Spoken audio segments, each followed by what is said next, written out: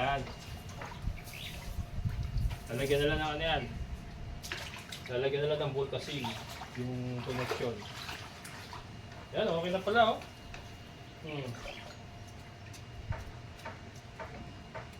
Okay na, tutulo na yan mga kabukal. Ibipix na natin. So, ganyan na siya. O, taas oh.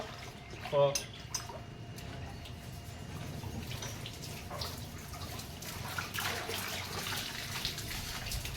O.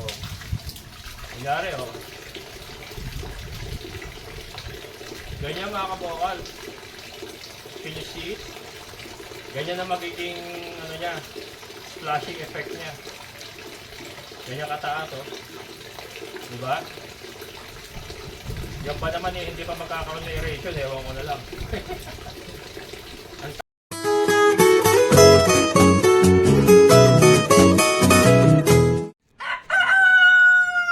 Mga kabokals, hindi lang pala fruit fly ang kalaban natin dito sa ating gulayan, sa ating patulahan. Ito mga fruit fly bumanat dyan mga kabokals, mga butas-butas na yan. Pero simula nung naglagay tayo nito, napansin ko yung mga bagong tumutubo. Ito. Yan, wala nang damage ng fruit fly oh. Oh. Napansin ko simula nung naglagay tayo. Kasi ito yung mga ganito dati, yung ayan oh.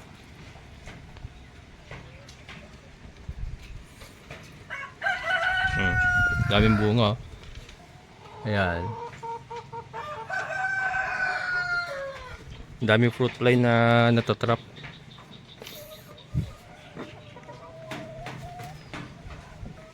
Ito. Ayun, may mga bunga yan mga kabokals. Kaya lang yun nga, hindi lang pala fruit fly ang problema natin dito.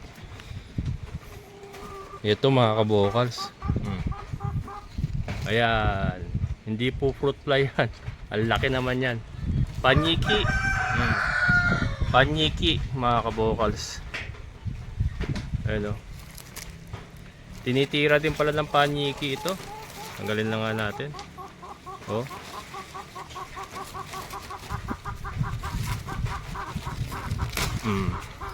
Wala, sira na yung loob oh. Panyiki. Ito, tanggalin na rin natin to. Oh. Ayan oh.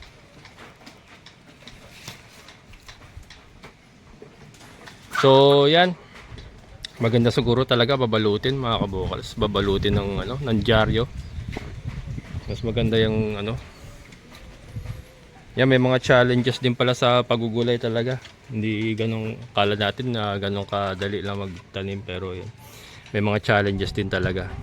So, well, may mga solusyon naman. Yun nga, ang isang solusyon dyan, babalutan natin yan para protection naman sa panyiki. Ito. Ayan, may mga bunga, daming bunga pero pangit itong area nila Pangit ito. Mas maganda pagka doon na talaga natin napalaki yung mga patola natin. So ito, testing ground lang ito. Praktisan natin. Pero doon talagang ayusin na natin. Try din po natin yung yung dinikdik na tawag dito, dinikdik na dahon ng papaya. Ayan, ipang spray. O pwede rin yan. So organic kasi nga naka-aquaponics tayo. Pero hindi natin gamitin pa rin natin itong mga bote na may pandikit tayong na para sa fruit fly. Malaking bagay din kasi dami na dadali Ayan. Yung ating mga patola, talong, may bunga ni ating talong. May bunga ni ating talong. Malapit na tayo makapagprito ng talong. So yan, lilinisin ko pa rito. Marami ding mga kalat-kalat. Maglinis pa tayo dito. Pero yun nga, kahapon mga kabokals, tinesting na nga natin yung ating di ba? yung ating aquaponics sa PVC. So ayan, okay na yan. So i-connect na lang natin itong ating DDoS na PVC papunta rito sa fish pan para okay na. Tapos ito, ipipix ko pa pala ito. Hindi pa nakatali ng alambre yung mga yan eh. Nakapatong lang yan. So ipipix ko pa yan. Yung ating tubig okay naman, paunti-unti nalalagyan natin kasi ginagamit ko rin eh, kaya hindi natin maano talaga ma-full blast na ano na maglagay ng tubig dito, pero paunti-unti nalalagyan natin. Ang maganda po nun, hindi nga po nagbabawas. Hindi nagbabawas kasi kung nagbabawas yan, paunti-unti lang po yung nailalagay ko. Dapat yan, ano na yan, lalabas na yung flooring, pero hindi oh. Hindi lumalabas yung flooring mga kabokals. So hindi siya nagbabawas. Eto mga kabokals, baka may nag-aalala paano ako magpapakain eh, ang taas. Maglalagay pa po tayo ng tungtungan dito. May tungtungan pa po yan na kahoy na lang siguro ako nagagawa. May tungtungan tayo dyan para tutungtong tayo dyan, maabot natin yung taas. Ganun po mangyayari yan. And then ito, pwede rin tayong tumapak dito. Pero may tungtungan tayo dito na isang mahabang ano. May makokulamber ako dyan na malalapad. Lalagyan ko lang ng paa yan. Dito na siguro natin ikakapit. Kakapit tayo dyan. May mga tungtungan po yan, isang mahaba ganyan. Isang mahabang tungtungan para nakakasampa tayo sa taas. Maaabot natin yung itaas. Ayan.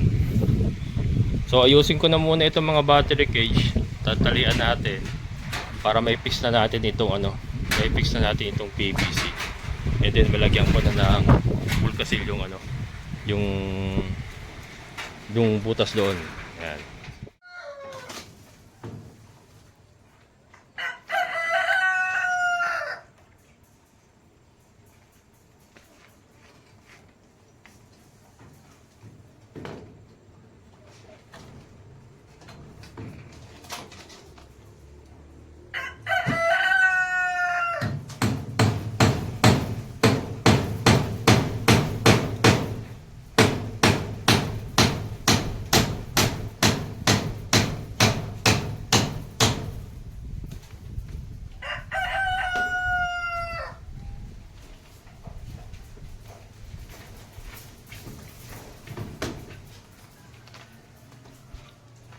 Ayan mga kabukal, so kahapon nga tinesting natin yung flow ng tubig sa ating PVC pipe. Okay na.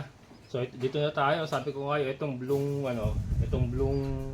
tubo na to na DDoS. Ito na yung magtatapon ng tubig sa fish pan natin galing sa PVC pipe. So ito na magiging ano niya eh. Yun na yung magiging klebe niya. So yung ano, i-fix ko na to ng alambre. Alambre ako nina. I-fix na natin ng alambre ito mga kabukals para maiano natin. Mailagay na natin yung karugtong niya.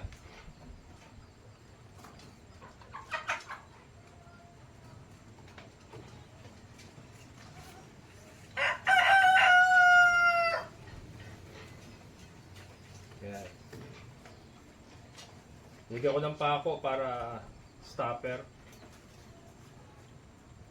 para hindi siya bumaba ba.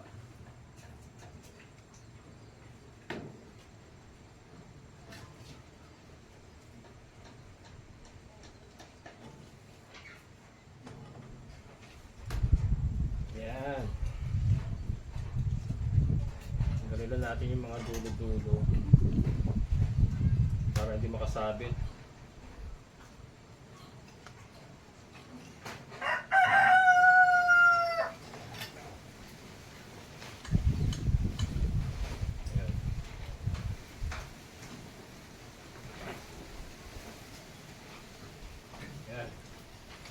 So ito na mga kabukas yung PVC pipe na nanggagaling ng ano, nanggagaling doon sa ating PVC rin naman to eh. PVC, kaya lang dito sa ito, yung ating aquaponics ay 6.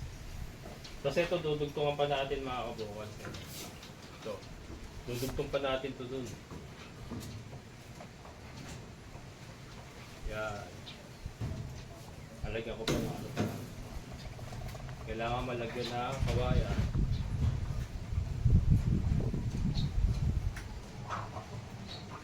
Kawayan na lang. Para lang.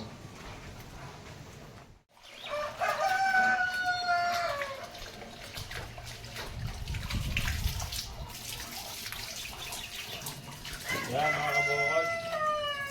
So, hindi na ka tayo sa loob. Pero hindi ako makapag-backstroke saka makapag-freestyle. Mababa pa yung tubig eh. Hanggang ankle pa lang eh. So,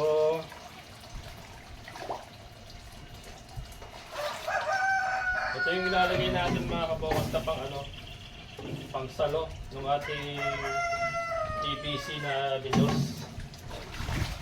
Ito, ano, may connector siya. Kukonek natin ganun, dun sa mahaba dun, no, yung kanina. Yan, nakakonect niya, ganyan. Tapos dito natapon ang tubig niya mga kabukals. Para siyang waterfalls, di ba? Mataas yung kanyang bagsak. Para mag-create siya ng aeration. Pero, hanggang saan ba siya?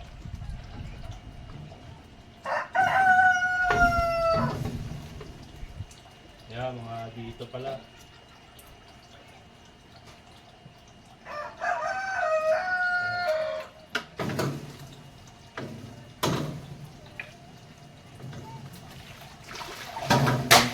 Wala akong pang-mark.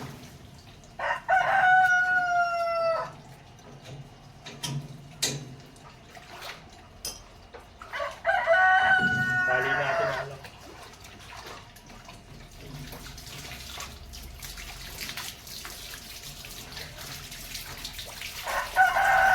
Ganyan yung mga kabukos, so pag bumagsak yung tubig. Ganyan yung itsura niyan.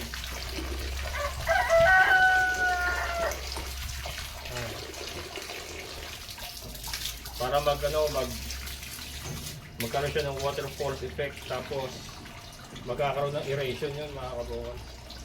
Pero kahit wala naman ganon, yung the fact na nagro-rotate yung tubig, umiikot yung tubig, nagkakaroon na po ng aeration doon. Kaya lang, mas maganda kung babagsak pa yung tubig na medyo mataas, mas maganda yung aeration pagka ganon.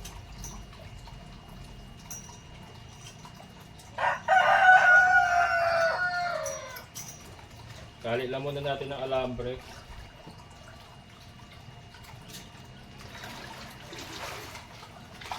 Sarap paglakad sa tubig, oh. Mga kabukal. Oh. Sarap. Init eh.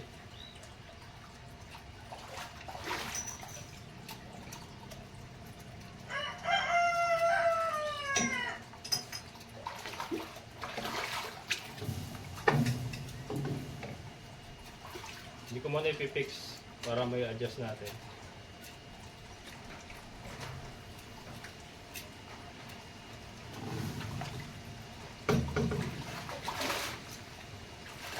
Unti-unti lang yung ating mga galawan mga kabukals, pero matatapos na yun.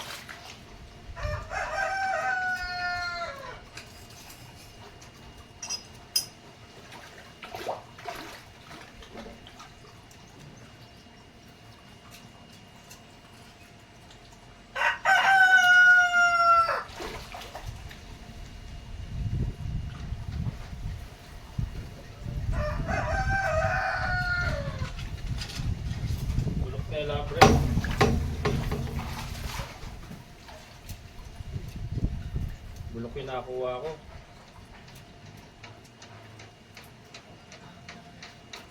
Kinukuha ko kasi itong mga ritaso, sayang. Yung mga nagamit na ano. Total maliliit lang naman ang kailangan natin.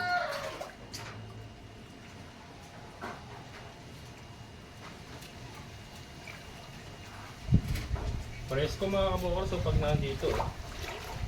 Kasi nga may tubig. Yan.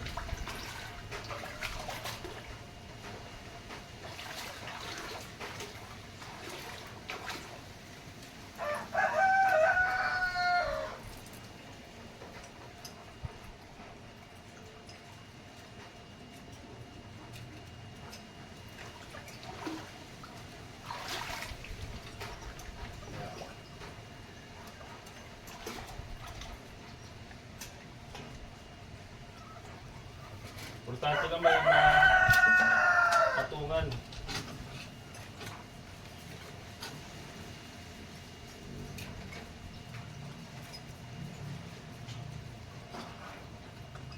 Kaya natin fix.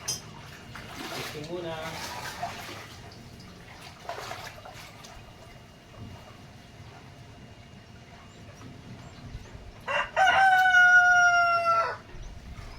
Kapit ko pala muna parang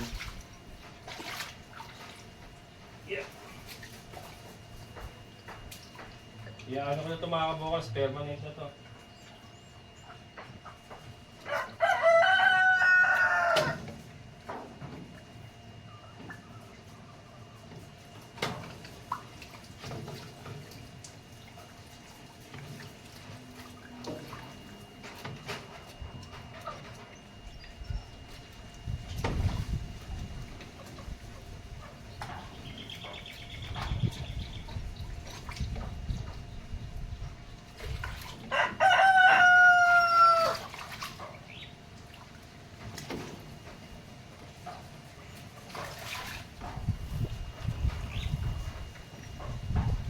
Yan.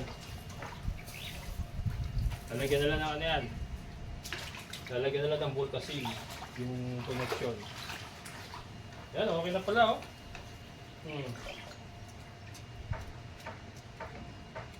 Okay na, tutulo na yan mga kabukas. Ibipix na natin. So, ganyan na siya. O taas oh. O.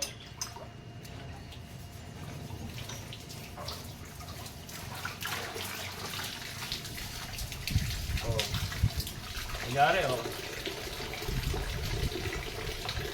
Ganyan mga kabokal. Can you see it? Ganyan na magiging ano niya, flashing effect niya. Ganyan kataas oh. Diba? Yan pa naman eh, hindi pa magkakaroon ng aeration, ewan ko na lang. Ang taas na yan. Galing. Naman ito natin.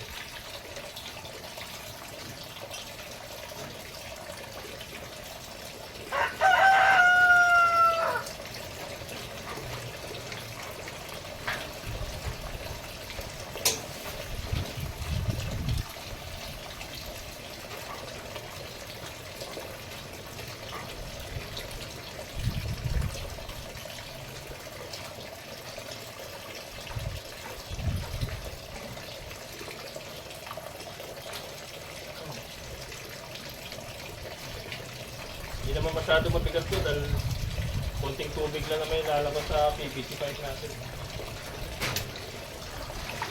Kung ano yung higop na motor, ganun din ang ilalabas niyan. Ganun po yung kalakas ko. Yan.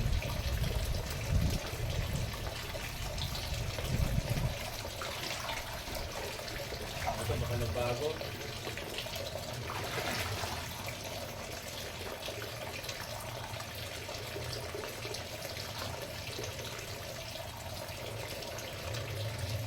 Sarap papakinggan niya mga kabukas oh. Pagka may ganyan, may naririnig kang ganyan lagi. Sarap pakinggan niya, tapos nagkakapit tayo sa gilid oh. Tapos pinapanood natin yung mga isla natin oh. Kaya lang katagalan niya mga kabukas, mag-ano yan, maglulumot siya, mag-green. Kasi mayroong pupo naman okay. Maglulumot na maglulumot yan.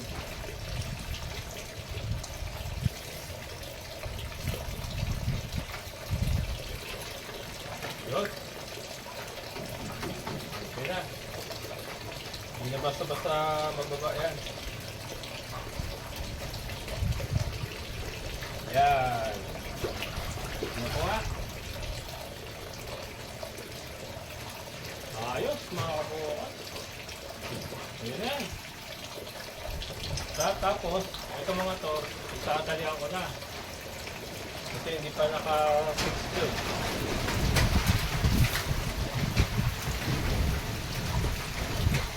Yan. Lakas ng hangin. Diba? Lalo na pagka napataas na natin yung tubig. Oh. Doon nga po pala sa nagtatanong, kung mapupuno daw ba yung planting cups natin doon sa labas, doon sa ating mga PVC pipe. Kung aapaw daw ba yung mga planting cups. Hindi po, kasi nga bababa yun sa PVC. Pag umuulan, halimbawa umuulan, bababa sa PVC yun. Tapos yung tubig na nagagaling sa ulan, galing na PVC, dito rin babagsak yun. Kaya meron po tayong overflow. Yung po ang purpose ng overflow na nilagay natin dito. Kasi pag tag-ulan, magti-take ng water rain yung ating PVC pipe. Itatapon niya rito. So may tendency, tataas yung tubig, aapaw. Kaya meron tayong overflow doon na pinagawa. Para iwas tayo sa pag-apaw, pagtatag-ulan.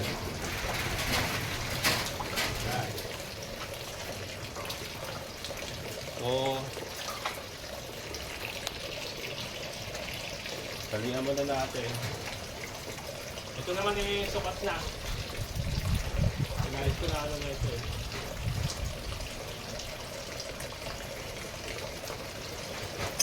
So, pag ito natapos ko na ngayon, linis na tayo. Actually, pag natapos ko ngayon, ready to operate na. Motor na lang kulang, yung submersible pump na wala pa nga tayo. Pero at least nagpupuno pa naman tayo habang wala pa tayong submersible pump. Kasi kailangan makakabok sa submersible pump kasi tuloy-tuloy yung takbo niya eh. Hindi po pwede yung basta water pump na nasa surface, yung wala sa tubig. Mag-overheat yun. Pag submersible pump kasi nasa tubig siya sa baba. Tuloy-tuloy ang takbo niya, hindi po nag-overheat yun. Ayan. Ayan na, naubusan na yung ating poso. Yan ang sinasabi ko. Naubusan yan. Tapos pagpapahingayin, napatayin ko muna. Kasi wala nang hinihigop yun eh. Pagpapahingayin natin yan ng mga 15 minutes to 20 minutes. Meron na naman yan.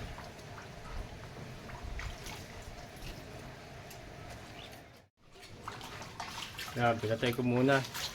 Kasi masusunog ang motor pagka wala siyang hinihigop na tubig. Yun po yung dahilan kung bakit hindi natin kagad mapuno ito. Kasi nga, yung ating poso ay bantayin. Ibig sabihin ng bantayin, kaya katulad yan, naubusan siya. Papatayin mo siya. Hindi siya pa pwedeng pabayaan na tumatakbo kasi wala siyang hinihigop na tubig. Masusunog po yung motor natin. Kaya kailangan babantayan. Pag tumigil, ayan, papatay. Tapos pagpapahingahin, after 20 minutes, papaanda rin na naman. Tapos pagka namatay na naman siya, nabusan, pahinga ulit, gano'n. Kaya nakapag-iipon ako, kadalasan sa gabi, habang nag-i-edit ako. Or may ginagawa ako. Doon ko siya pinatatakbo. Kasi sa araw, ginagamit natin sa baboy, magpaligo ng baboy, saka sa mga ibang ginagawa natin. Sa araw, yung tubig. Kaya sa gabi. Pero sa araw, nakakasundot ako ng nasusundutan ko ng lagay dito. Yung katulad yung after lunch, yung wala na tayong ginagawa, yung sumusundot ako ng pagre-refill dito.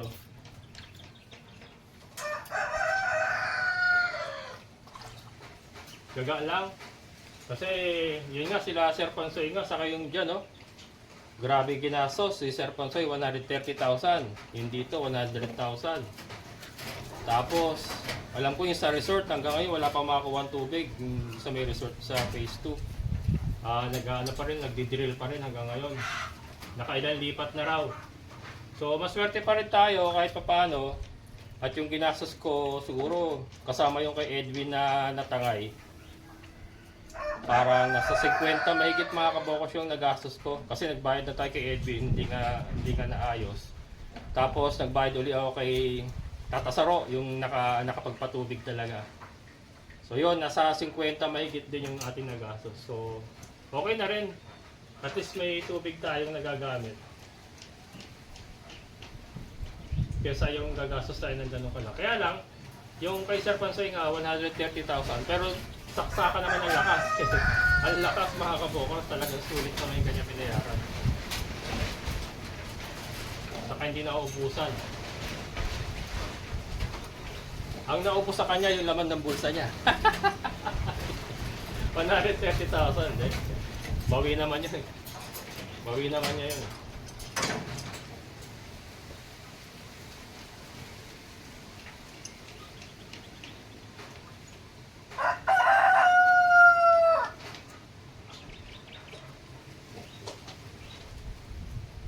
Tapos neto, linis na. Linis na ng paligid. Habang ano. Kasi yung sa labas, ready na yun eh. Ano na lang ang kulang nun eh. Yung filter na lang pala, pipinturahan ko pa, pero madali na naman pinturahan yun.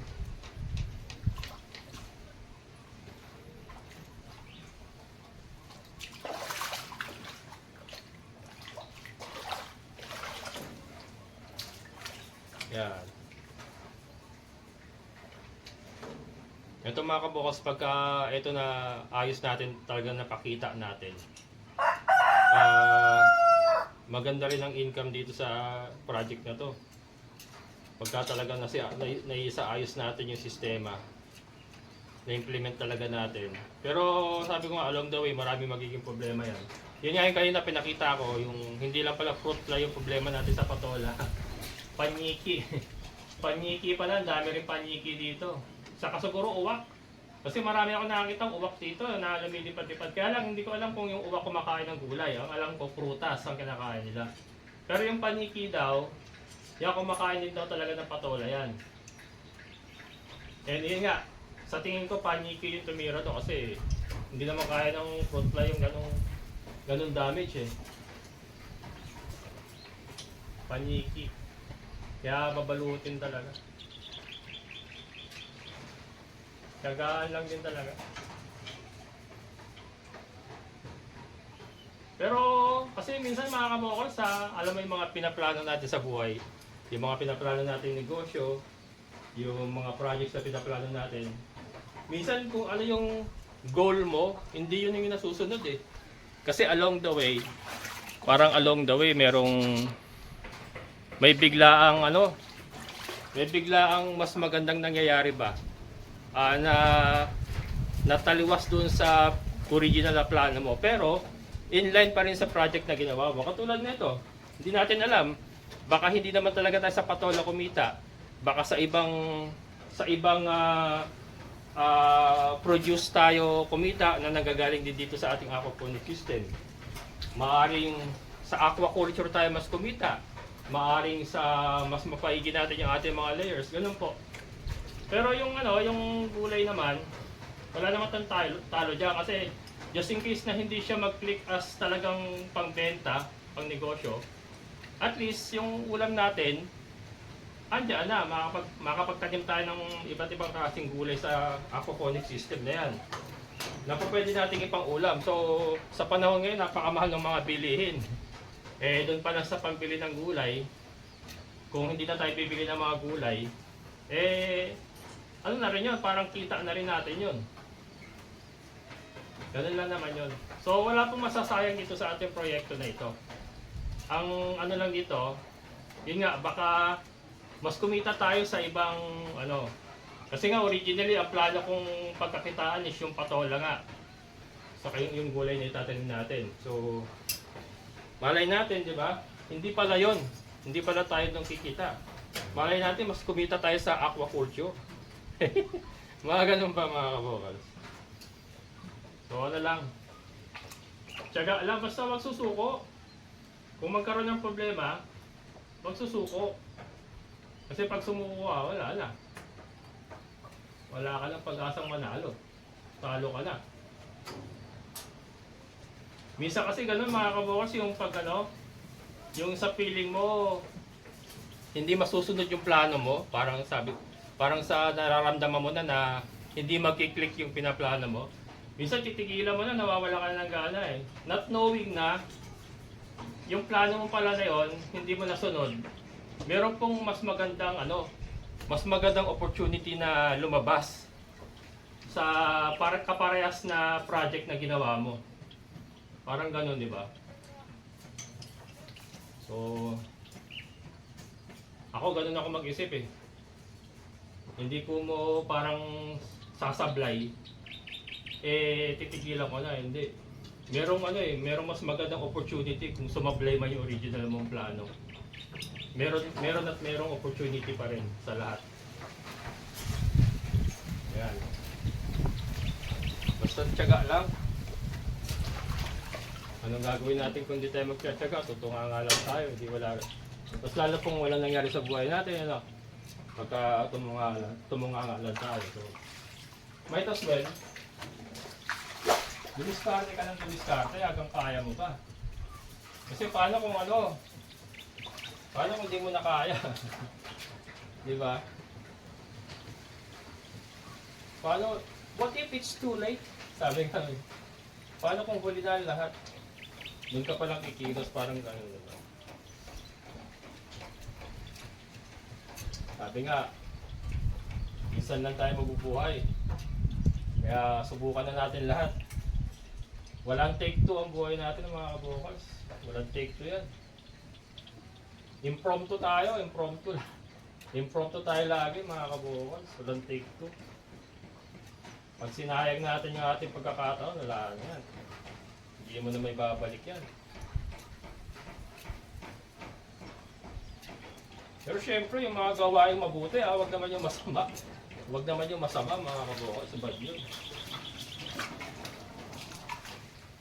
yun. Bad yun. Yung mga mabuting gawain lang gagawin natin. Wag yung masasama. May balik yun. Pag gumawa ka ng masama, nakalusot ka man ngayon, may balik yun. Hindi man ngayon, meron at meron. Sisingilin ka at sisingilin ka, wala kang kawala.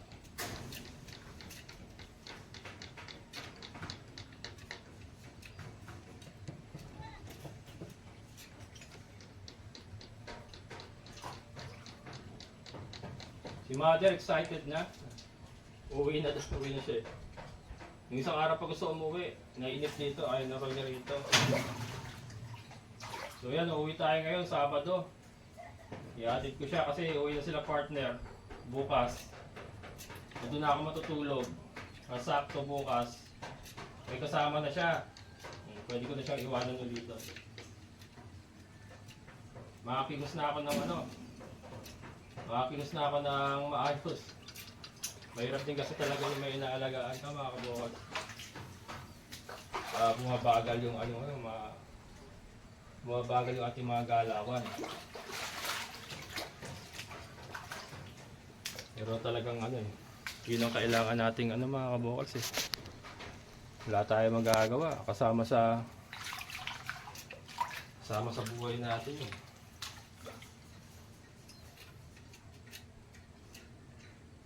Yan.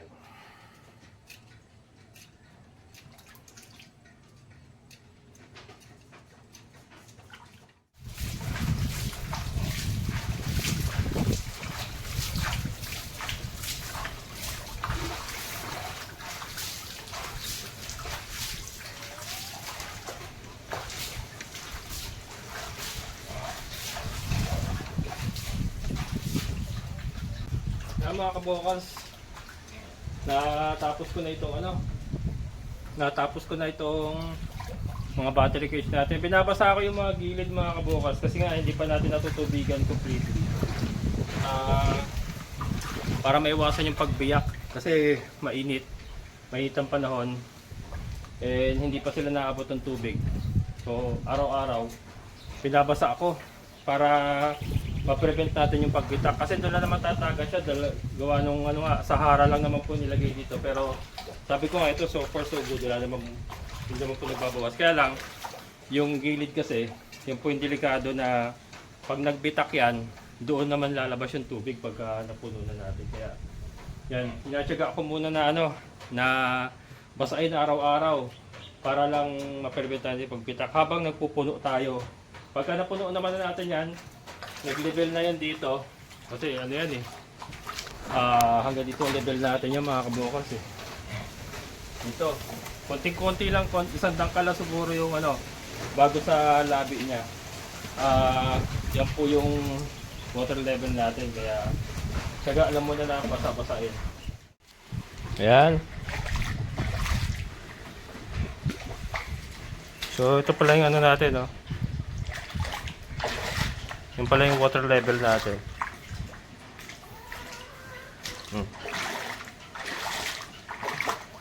Yan. Pero at least okay na yung ating mga battery cage. At saka yung ating PVC pipe. Okay na to. Ready na to mga kabokals eh. Oh. Ready na yan. Oh. Ayan oh. Ayun siya yung sa kulay orange na yun. Doon siya nakakonekta. Yun po yung size natin na PVC na may mga planting holes. Tapos ito, dito yung tatapon. Yan, dito tatapon yan. Parang waterfalls yan pagka tumapon dito. Dito natin ilalagay yung motor. Yung ating submersible pump dito sa area na to. Yan. Baka dito. Yan. Dito natin ilalagay sa bandang gitna. Tapos nandoon yung ating nandun yung ating tapon. Andito yung ating higop. Yan. Tapos andun kasi yung ating filter. Ayan o. Diyan nakaposisyon filter natin. Tinanggal ko lang muna yung drum. Pero diyan. So may hose lang papunta ron sa filter natin na nagagaling dito sa submersible pump. Tapos iikot siya dun sa ating sa aquaponics. Babalik siya rito. Babalik siya rito mga kabokals. Yan. So yan po, ganyan po gagana yung ating aquaponic system. Paikot-ikot lang po yan, babalik-balik lang po yung tubig. Yan, pagdating dito, hindi naman ganun kalinis pero less ammonia, less toxic na siya. Tapos may aeration pa siyang mangyayari kasi babagsak po siya dito eh. So yun. Unti-unti po na nakakompleto natin yung ating project. Ayusin ko pa itong mga ilaw na ito. I-adjust ko. Lalagay ko sa harap. Itong mga solar light natin. Lilinisan pa natin yan. Dun sa harap yan para pag nagpapakain ka sa gabi, may ilaw yung ating mga manok. So yun. Unti-unti mga kabukas maayos din po natin itong ating aquaponic system. So at least na i-set up na natin yung ating mga battery cage. Yung ating PVC. Okay na. Ito kailangan madaling ko yung pagpupuno nito. Kasi kailangan matubigan na natin lahat para ma-prevent natin yung pagbitak dito sa gilid. Yan. So, ngayon nga po uwi muna kami ng San Jose del Monte. Atid ko si mama. Balik ako bukas ng siguro tanghali na naman ako makakabalik dito. Yan, bukas na uli ako mag-update sa inyo mga kabokals. Maraming salamat sa inyong muling pagsama. Amazing na buhay.